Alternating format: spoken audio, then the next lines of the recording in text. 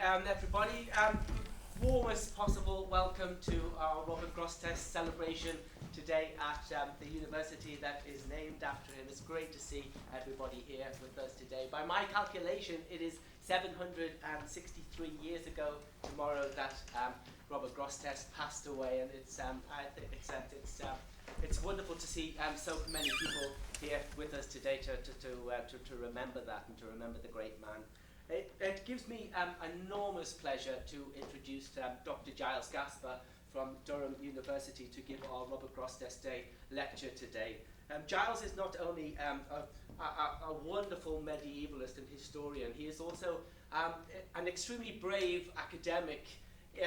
He is brave because somebody told me 10 years ago that there was an academic somewhere in England who has plans to lead a project that will bring together modern scientists and medievalists and Latinists. I think, like the vast majority of academics, I would have said that person is mad. It will never work. And Giles Gasper is one of the leaders of the Ordered Universe project, and it brings together scientists and medievalists, and it does work. It works wonderfully well, and the fact that it works wonderfully well is testament to the leadership skills and the academic bravery of our guest speaker today, Dr. Giles Gasper.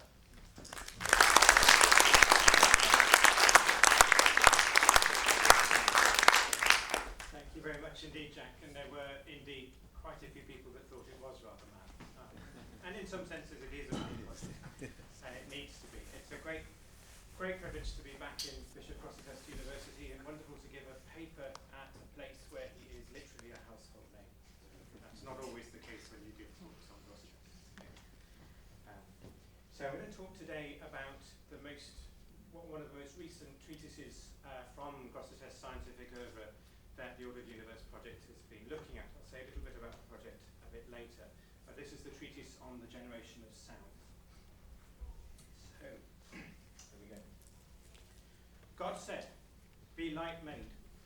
This divine utterance was not made with the sound of a voice, as it was when the Father's voice was heard from a cloud saying, 'This is my beloved Son.'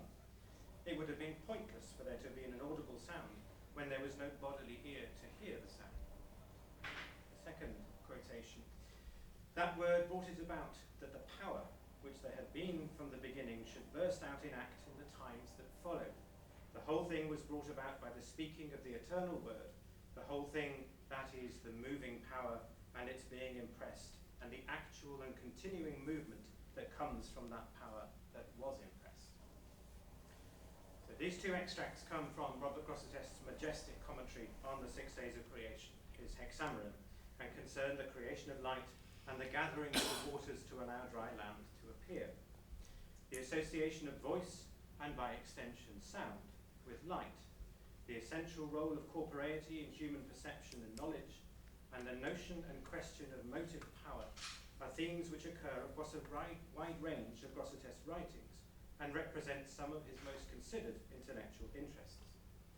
The questions of motion, perception, sound and light are treated in his earlier works, those which follow the pattern of the liberal arts, the arts curriculum, particularly the mathematical arts of the quadrivium below there. As they are also in his later theological and pastoral discussions. They form part of larger questions on the unity of creation and the role and purpose of human reason, and they form part of more detailed exploration of particular questions, attempts to reconcile authorities with each other and with a reasoned understanding of the issues raised. It is one such exploration which forms the focus for what follows, the treatise on the generation of sounds. How its arguments are constructed offers fascinating insight into the development of Grosseteste's thought, the sources with which he was familiar, especially Aristotle, and the extent to which geometric mathematics infiltrates his conceptual frameworks. The historical context of the treatise's composition and comparison to both Grosseteste's authoritative models and his contemporaries give greater depth to the place and significance it holds for Grosseteste's own career and for later scholarship. Grosseteste, as is very well known here, was one of the most wide-ranging figures of his generation. Master of Arts and of Theology, pastor, archdeacon, Bishop of Lincoln, as you know, the largest diocese in medieval England, notable church reformer in a period of intense reform, and a political advisor in a period of tumultuous political life. His adult life encompassed the loss of the greater part of the Angevin inheritance in modern-day France, Magna Carta, the French invasion of England, and the wars of the barons against Henry III.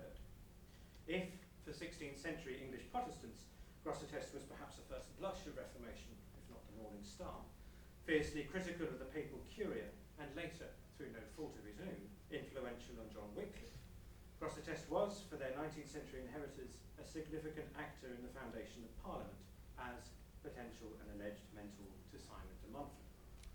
Grains of truth lie within both of these traditions. Grosseteste the scholar has enjoyed a patchier historiographical journey, partly the natural result of resources available through which to assess his achievements, partly as a result of academic taste. It was not really until the early 20th century that Grosseteste's interest in natural philosophy, encompassed by the quadrivial subjects of the liberal arts, as we had earlier, science, as it might be termed, came to the fore.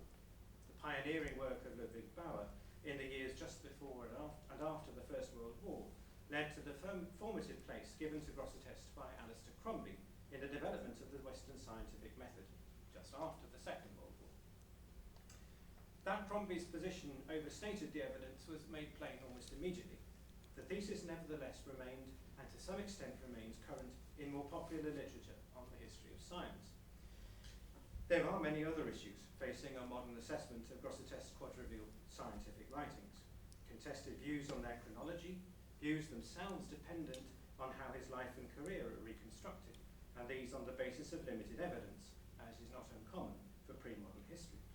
And an edition of the works by Bauer, which is starting to show its age. I have the enormous privilege to direct the project dedicated to such a reassessment, which will, building on the exemplary work of Cecilia Panti, provide new critical editions, English translations, and analyses of all of Grosseteste's scientific opuscula.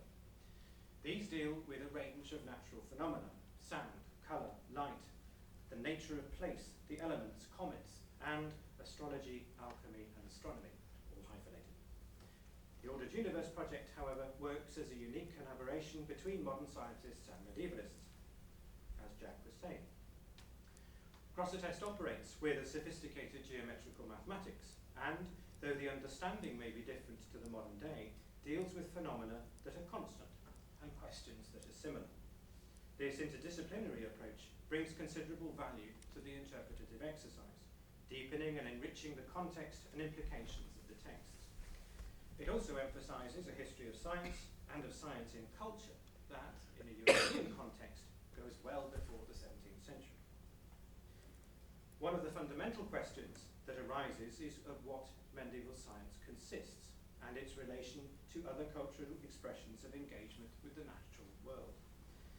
In such a context, the treatise on the generation of sounds is intriguing. Widely accounted as one of the first, and in all likelihood the second, of Grosseteste's treatises, it was included by Bauer in his edition of Grosseteste's philosophical works, including the scientific, in 1912, with reference to the Venetian printed edition of 1514 and two other manuscripts. Since Bauer's editorial work, a further 4 manuscript copies have been identified, ranging from the later 13th to the 15th centuries. Within the 6th manuscript witnesses the De Generatione Sonorum on the generation of sounds is only included as part of one of the major collections of Grosseteste's scientific works. Although the medieval bibliographer Boston and Berry does not mention the treatise in his list of Grosseteste's works, all of the medieval textual witnesses do attribute authorship to the Lincolnite. The treatise has given rise to a small but significant historiographical response since its first mention by Tanner in the 17th century. This concerns principally the relationship with the treatise on the liberal arts and Grosseteste's commentary on the posterior analytics of Aristotle. All 3 texts deal at some point with the generation of sound. The closer relationship is between On the Liberal Arts and On the Generation of Sounds, where the former discusses the nature of a sounding object, but does not treat the issue of human speech, and seems to use Aristotle's treatise on the soul in a more rudimentary manner. For these reasons, On the Generation of Sounds is generally considered as a more developed treatment, subsequent to the treatise on the arts. Given that On the Liberal Arts appears to be the first of Grosseteste's writing to survive, on the generation of sound is probably reasonably close to it chronologically, given their similar interests. The commentary on the posterior analytics on sound is quite different, offering an explanation of sound centered around the notion of embodied light. This fits the context of the mid-1220s, the period in which Grosseteste probably composed his treatise on light. The reception on the generation of sounds was limited. Nancy van Duysen's thesis that Grosseteste was closely connected to, or the author of the musical treatise By an Animus 4, is unfortunately not tenable. While the treatise might appear to be connected simply to the phenomenon of sound, it also represents an important moment in the reception of Aristotle, and in particular the treatise on the soul. There is also much to be drawn from an analysis of Grosseteste's interpretation of cross-modal correspondence between pronunciation and formation of written lettered forms, and of the properties of a sounding body. More on that later. The broader intellectual context for the work is, however, fundamentally related to the soul. For Aristotle, consideration of the soul was at the front rank of all study. To know about the soul contributes to understanding of truth in general terms, and of nature in particular. The soul is, in some sense, the principle of animal life, and the aim should be to grasp its nature, its properties, and which of the latter are pertinent to the soul itself, and which as a result of its conjunction with the animal. John Blund, a contemporary of Grosseteste, who will be discussed in more detail below, put a different emphasis on this. As we know from Aristotle, he states, all knowledge is from the soul and is rooted in the soul as its source. And so, since it would be shameful not to know that from which knowledge is, we should speak about the soul and how it is arranged. Sound is very much part of the sensory matrix by which the soul moves the body, and is therefore an intrinsic aspect of how to investigate the soul. On the generation of sounds marks an early use of Aristotle's De Anima in the Latin translation by James of Venice, made in the last third of the 12th century. Grosseteste was not alone, however, in his engagement with the text or with consideration of sound with respect to the soul. So in what follows, I'll go through a synopsis of the text, followed by an identification of some of the major features for comment. Comparison to Grosseteste models, notably Aristotle, Isidore of Seville, and Priscian, and medieval forebears such as Abelard of Bath, will be followed by a series of related discussions on the soul from Augustine, and then from Grosseteste's near contemporary Alfred of Sarsfield, and finally his direct contemporary John Blund.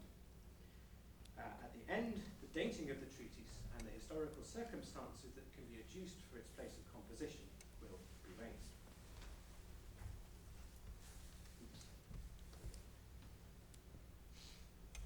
That's the Audit Universe in action, those of you that haven't seen us in action. So, to a synopsis of the text. The De Generatione Sonorum sets out, without prior discussion, a hypothesis concerning the generation of sound. An object capable of making sound, a sonativum, when struck violently, that is, rapidly and forcefully, has its parts moved from their natural place.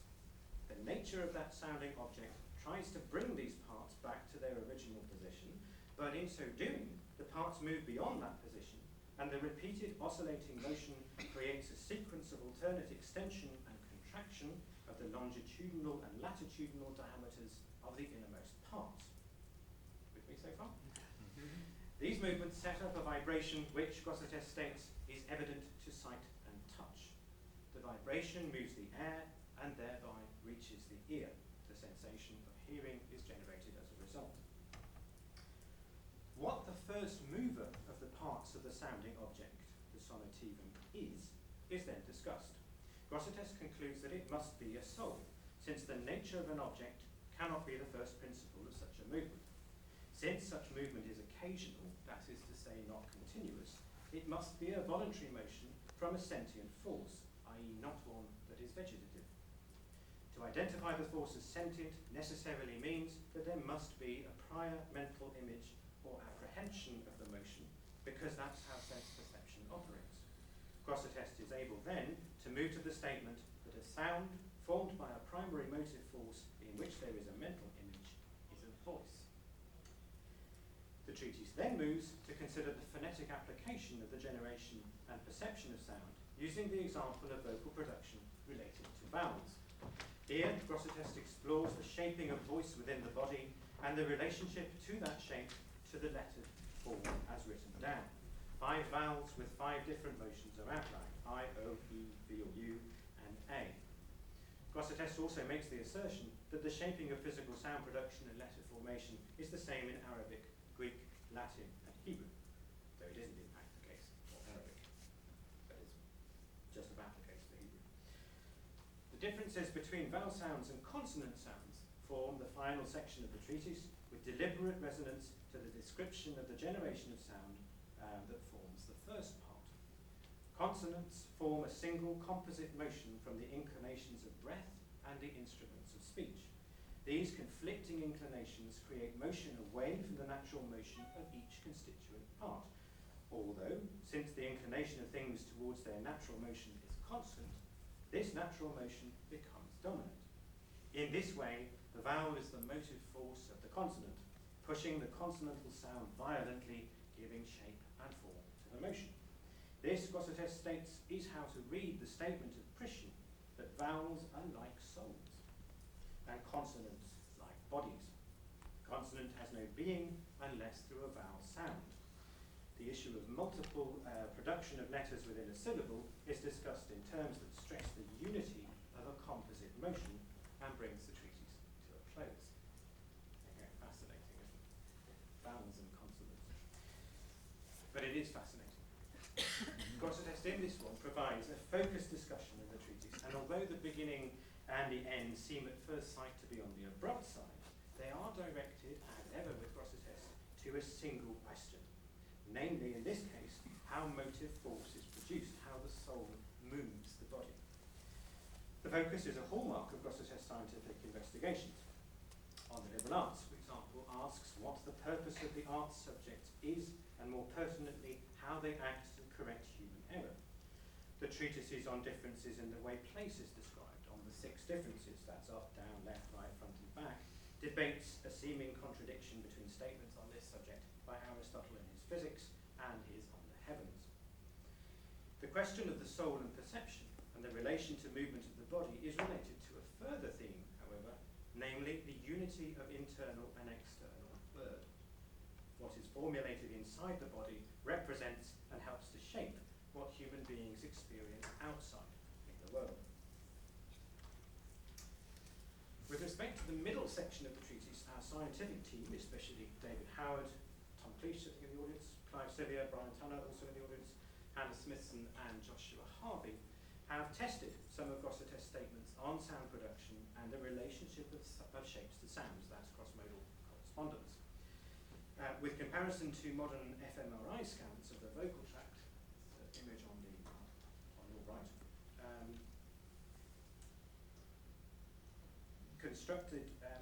they have explored whether or not artificial vocal tracts constructed using the shapes proposed by the motion he associates with vowel letters produce a sound that is in any way recognizable as the 5 vowels under consideration. The questions Grosseteste raises are conducive to a new analysis of vocal vowel production. But more of that's to come when the scientific paper on this topic, which moves from Grosseteste's descriptions of how the vowels are formed to this rather exciting fMRI scanning, will come when the paper is published, and we hope that will be imminently.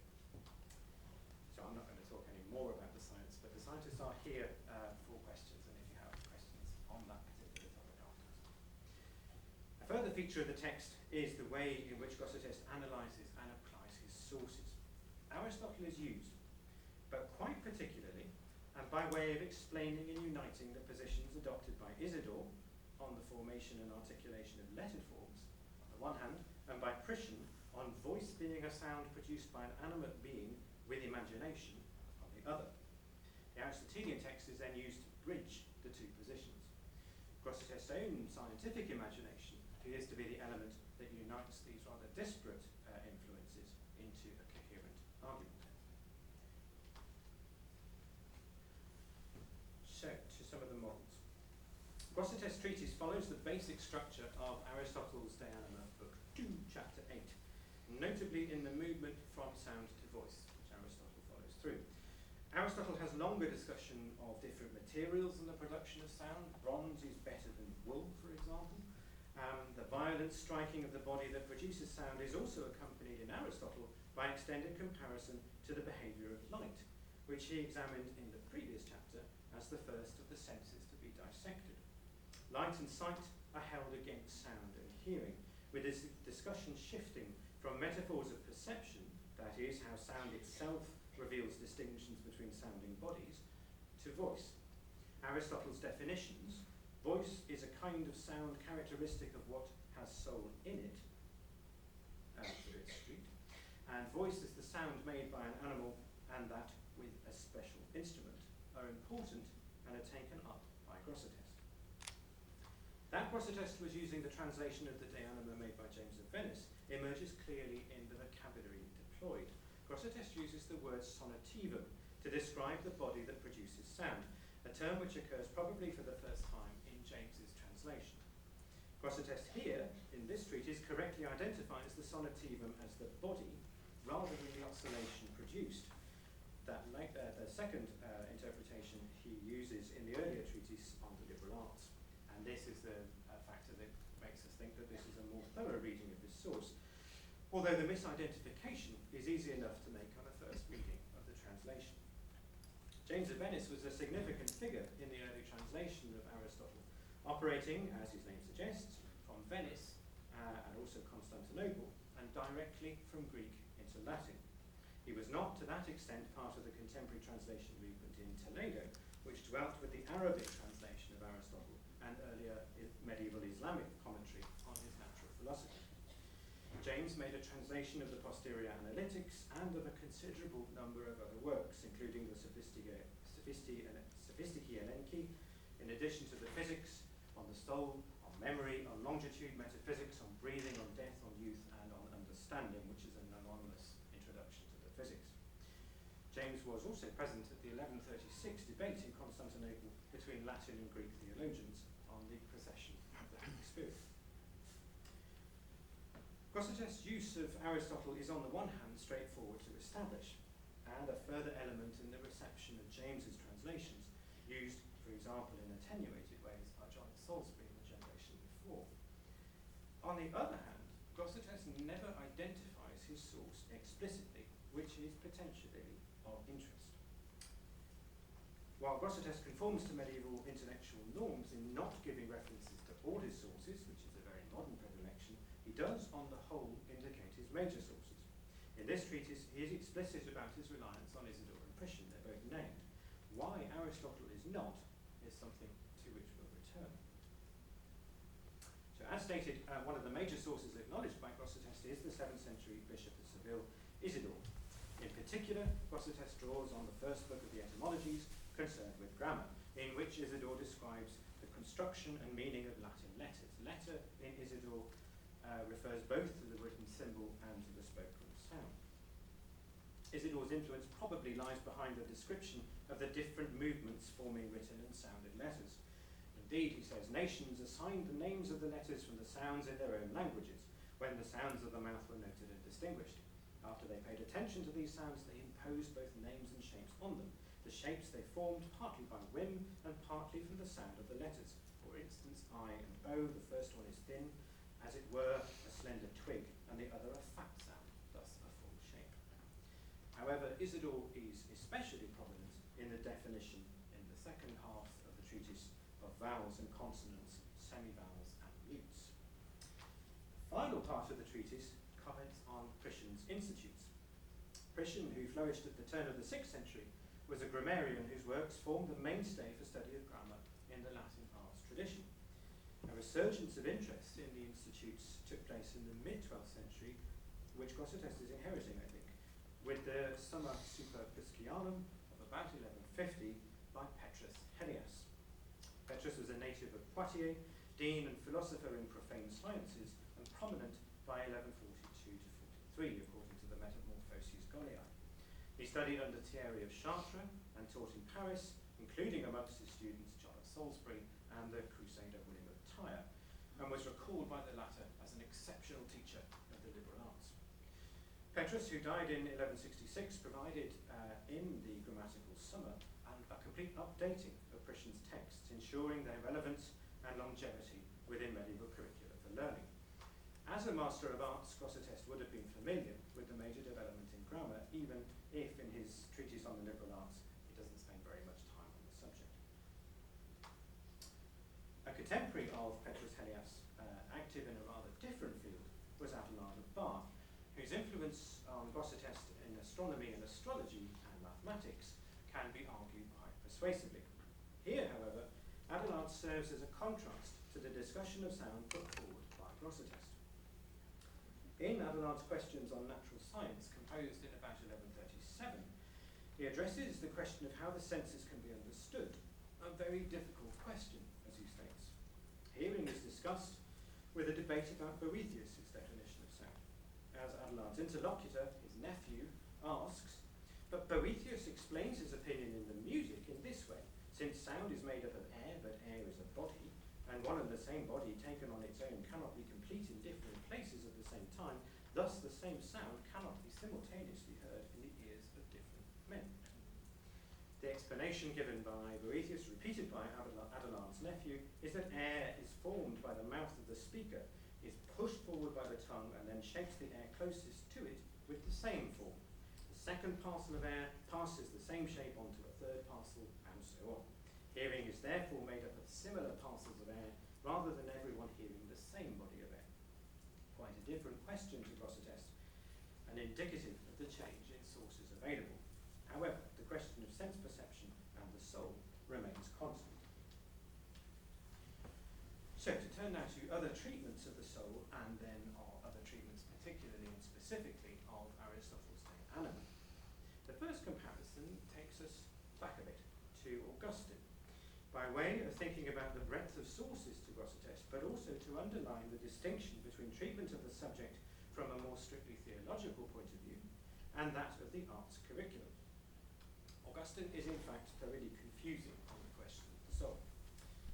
There is no question, however, that for Augustine, as for patristic theology as a whole, that the framework through which human life is to be best explained is through the soul and body. Understanding of the soul is needed to navigate the moral environment in which human life takes place. The basic psychology is outlined by Augustine in his treatise on the freedom of the will, Book 2. The status of the soul is of particular interest to Augustine as he moved from his previous life as a Manichae to that as a Christian. In Confessions, he refers to the way that the Manichaees make soul a fragmented particle of light, rendering the human soul divine. As a result, they remove the crucial distinction between creator and creation, created and creator.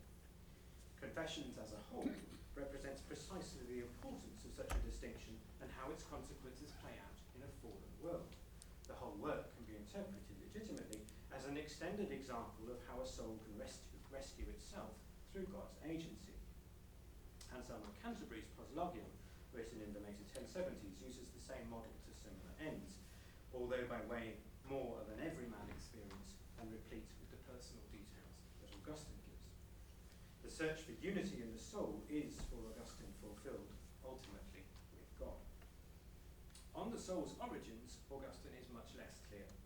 As he establishes in De Quantitate Animae, he participates in the broad definition of the dominant intellectual culture of the time that the human being is a body-soul composite, and that the soul is spiritually superior, and therefore it is the part of the soul to direct the body. There's no sense of the Manichaean notion of the soul is trapped unwillingly in a fleshly casket. He is certain that the soul is not to be identified with the substance of God, the body, or material entities. As created and immaterial, Augustine insists on the mutability of the soul, allowing for moral change. Where Augustine has difficulties is in settling on the main argument for how souls come into being.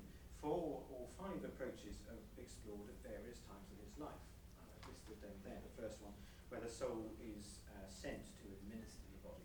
Second, where souls inhabit bodies by their own choice, the voluntarist theory. The third is that all souls propagated from Adam, each therefore linked genealogically to each other. This is traducianism. And then fourth, that a new soul is created by God for each new body, creationism. All of these have problems.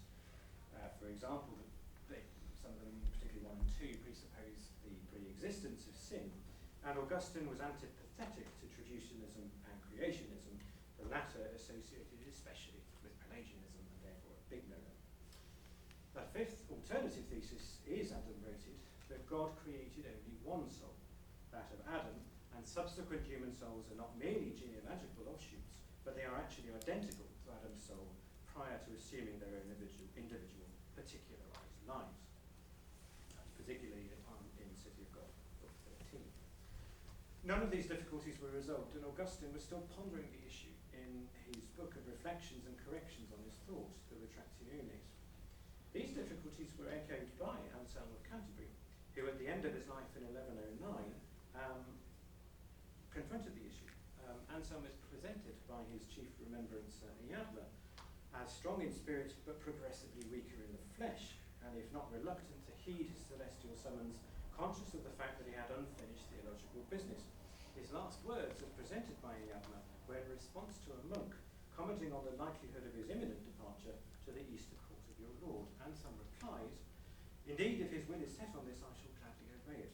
However, if he would prefer me to remain among you, at least until I can settle a question about the origin of the soul, which I'm turning over in my mind, I would welcome this with gratitude, for I do not know whether anyone will solve it after I'm dead." There we go. He didn't actually get the opportunity. The issue of the properties of the soul is something that Augustine spends a lot less time exploring. On the types of soul, human, plant, and animals, he's similar to Aristotle. Nevertheless, his Neoplatonic background predisposes Augustine to see the sensible world as the locus of temptation, drawing the soul to baser things. Sensory perception here is linked to moral behaviour. The extent to which Grosseteste made use of Augustine here can be debated. The sensory pleasure of the soul is discussed in On the Liberal Arts more openly than in On the Generation of Sounds. The extent to which Grosseteste was familiar with Cistercian writings, such as the anonymous treatise on the spirit and the soul, in this context could also be explored. The Generation of Sounds deals with the properties of the soul, as we've seen, in a very particular manner. So, to 2 other contemporaries. The question of the soul was introduced with a different emphasis by Alfred of Sarsel. There's lots of different ways to write his surname. One of the first Western writers to show extensive knowledge of the Aristotelian Libri Naturalis, especially biology, and was an important figure in the development of scholastic commentary. None other than David of Dinan, whose works, the Quaternary, the little notebooks, were condemned in 1210 by papal decree, referred to Alfred as the Dux Naturae, the guide of nature. We'll come back to David towards the end.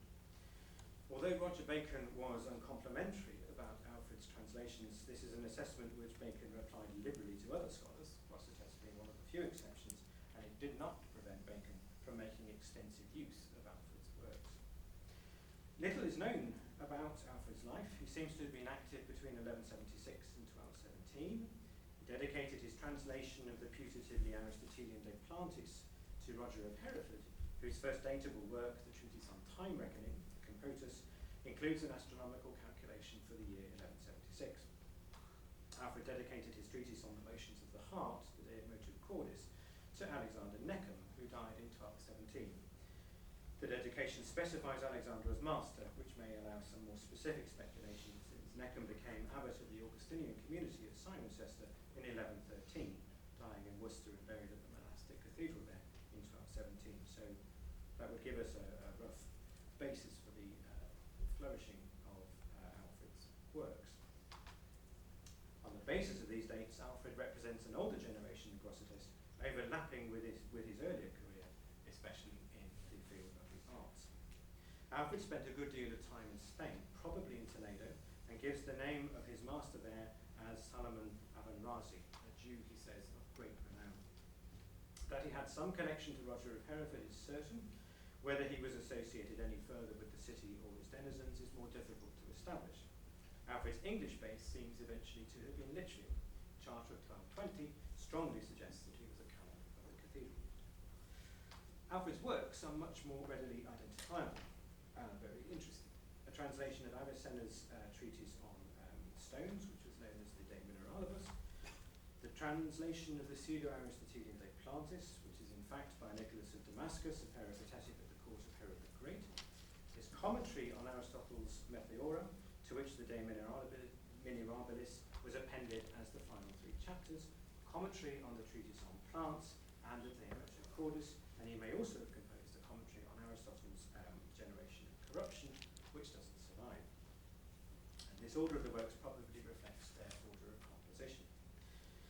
It's the De Plantis and its commentary that are of interest here, since they deal with issues concerning the soul. 170 manuscript witnesses survive of the translation, which was made before 1200. Commentary probably dates from 1200 to 1210, possibly earlier, and focuses on the beginning and the end of the De Plantis. Beginning with the notion that life is found in animals and plants, Alfred distinguishes 4 genera in the lower world, that is to say, substances inferior to man. These are, first, indirect substances or confusa, commonly called the elements, though in reality composed of mixtures of the elements. 2, solidified substances, congelata, metallic and non-metallic compounds formed by solidification. 3, plants, and 4, animals. Alfred devotes time to the question of whether and how plants possess a soul, since they are somewhat difficult to distinguish from minerals, although the fact that plants experience life cycle is important in this respect.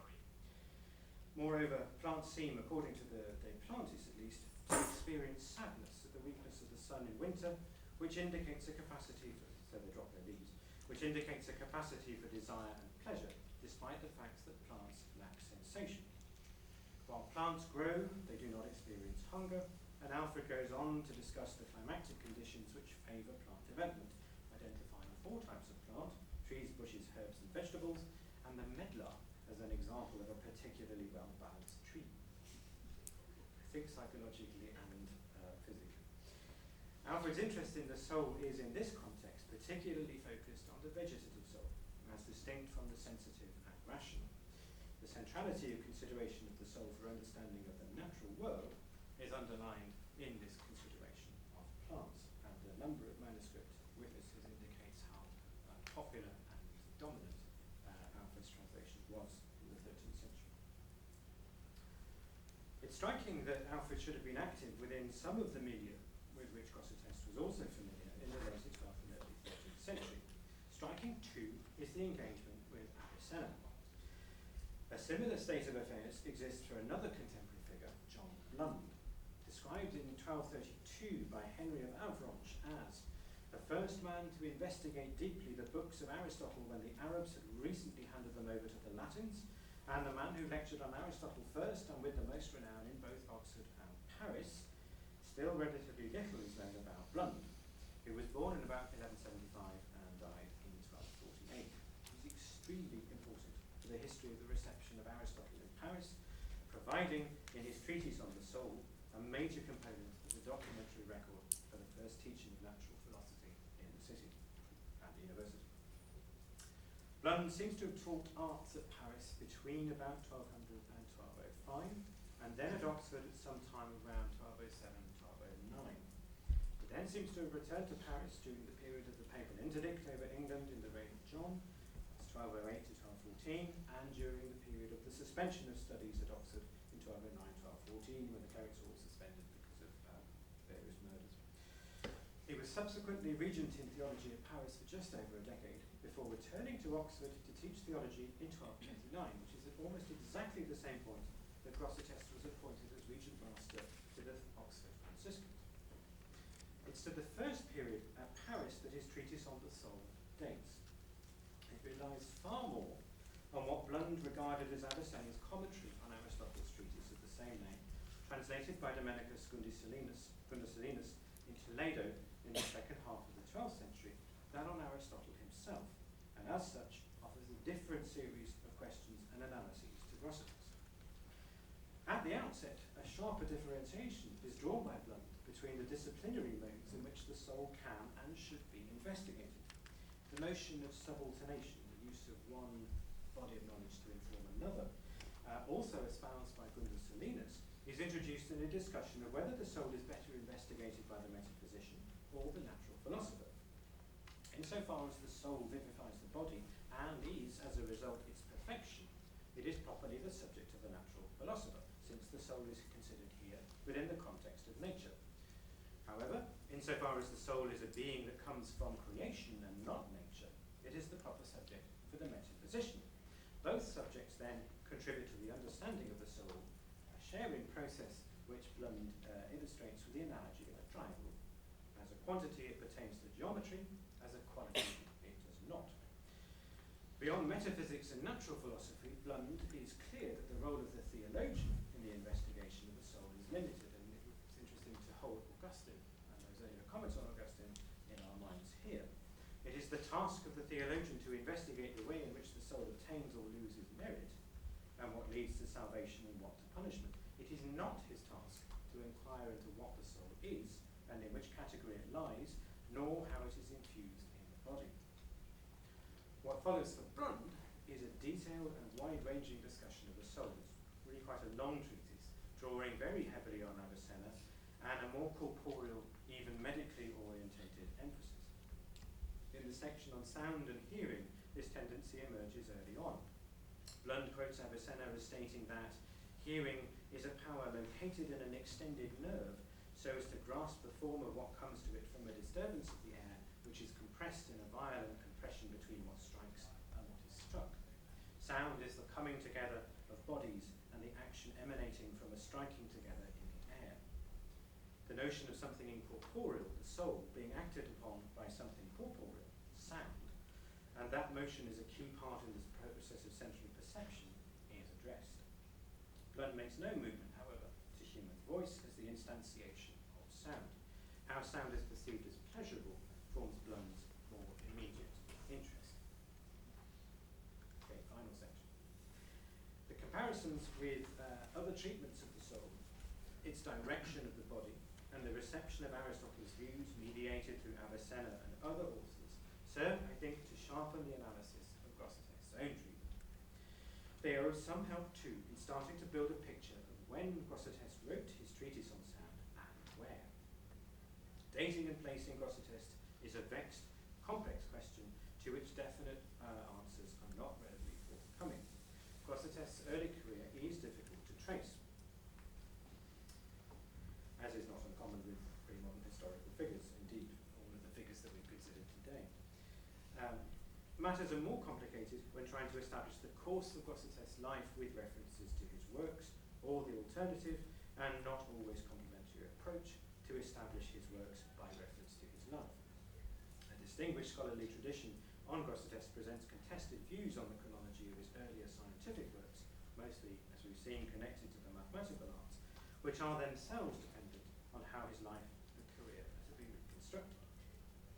On the issue of the works, there's currently a more stable consensus on their chronology and on those which are to be regarded not as genuinely Grossetestean.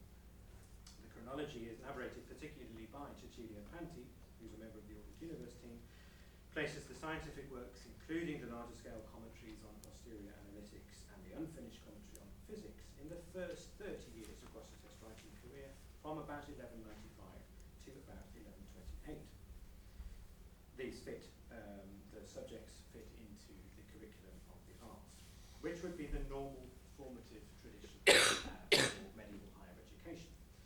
The more strictly theological of his works date to his period as Master of Theology, the date of inception unknown, but certainly underway by the time of his appointment as lector of the Oxford Franciscans in 1227-28. And this period then ends with his election as Bishop of Lincoln. It's not known when Grosseteste was born. He died in 1253 after a long life, according to Roger Bacon. Precisely how long is not known, but he enjoyed an active old age. This has an effect on suggestions for his birth date. Grosseteste may first enter the historical record as witness to a charter of Bishop Hugh of Lincoln after 1189 and sometime before April 1192. Charters have their ambiguities. In this case, one of the other witnesses, here recorded simply as Master, became an archdeacon in April 1122. Another is listed as Dean, who became so in 1189. Grosseteste is also referred to as Master, on the interpretation of which much hangs. It should probably be taken to indicate someone who had received education and shown ability so that he was able to teach, either by running his own school or by assisting another older master. Supposing Grosseteste was 85 when he died, his birth date would be 1168. By 1189 on this reckoning, he would be 21, 24 in 1192. If born in 1170, he died at 83, was 19 in 1189, and 22 in 1192. If it is possible, with some degree of plausibility, to estimate Grosseteste's date of birth, I think it's 1168 and not, as Southern suggests, 1175. There's no particularly strong evidence for the rest of his early life. An early 16th century monk, Richard of Gardley, did try to fill in the gaps, but with a manifestly fanciful account, including Grosseteste's possession of a horse on which he travelled to Rome from England in a single night, and a brazen head, which answered all questions posed to it. What Richard of Gardley's fantasy does raise is the question of what Grosseteste was doing after the breakup of the Bishop of Hereford, William de Vere's household in 1198. He'd been appointed there in 1195. At William's death in 1198, the household dissolved. Paris and Oxford were the two largest centres of scholarly activity, and a period of study at either or both for Grosseteste might seem likely. Sir Richard Southern, who emphasised the continuity between Grosseteste's scientific interests, especially astronomy and mathematics, with 12th and early 13th century English authors, disputed the necessity of any such at Paris. For James McAvoy, on the other hand, a period of study at Oxford would be quite naturally followed by study at Paris, especially for theological studies. So the question of where Grosseteste studied turns also on what he was studying. In this case, a little more historical context is useful. The early 13th century witnessed considerable political turmoil between England and France, with Capetian expansion into Normandy in 1204 and in 1216 invasion of southern England, almost as far as Lincoln. Ecclesiastical upheaval took place as well, with England placed under papal interdict between 1208 to 1213, before the most important church council of the Middle Ages, Lateran IV in 1215, which has pastoral care at its heart. In the same year, rebellion against King John led to the brief issuing of Magna Carta, soon repudiated as political problems mounted. John's death in 1216 left his son Henry III, aged only 9, and he would not take up personal rule until 1223, and that constrained until the early 1230s. The minority council led by William Marshall defeated the immediate rebellion of 1216-17, which had been supported by the Capetians. Rule by the council dominated the 1220s, including the reissuing of Magna Carta in 1617-1225, and it's the last version which remains in modern-day law. Turbulent times then to be moving between France and England, and a turbulence may also have affected some of Grosseteste's possible movements. Many English bishops, the Bishop of Hereford, Charles de Braose included, went into voluntary exile into France during the interdict, and Grosseteste may well have been there at the same time. According to Matthew Paris, if we want to believe Matthew Paris, Grosseteste on his deathbed recalled how he met in France a number of